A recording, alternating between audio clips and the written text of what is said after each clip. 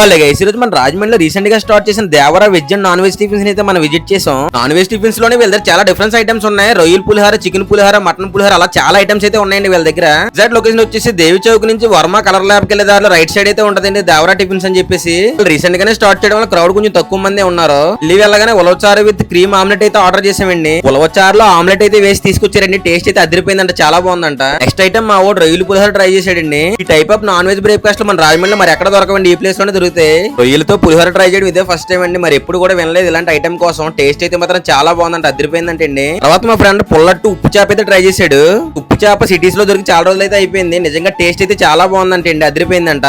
దాని తర్వాత మా వాడు పూరి విత్ చికెన్ కర్రీ అయితే ట్రై చేశాడు. అది కూడా టేస్ట్ బాగానే ఉందని చెప్పాడండి. ఇక్కడ కుక్ చేసే వాళ్ళందరూ ఒకే ఫ్యామిలీకి చెందిన వాళ్ళండి, అందుకే టేస్ట్ చాలా బాగుంది. హోమ్లీ ఫుడ్ లా ఉన్నాయి, టేస్ట్ అయితే అదిరిపోయాయి. ఇక్కడ స్టార్ ఐటమ్ లో బాంబే రెస్ట్ అని చెప్పి ఒక స్వీట్ అయితే తయారు చేస్తారండి బ్రెడ్. అదైతే మాత్రం నెక్స్ట్ లో అదిరిపోయింది. లొకేషన్ కామెంట్స్ లో ఒకసారి చెక్ చేయండి.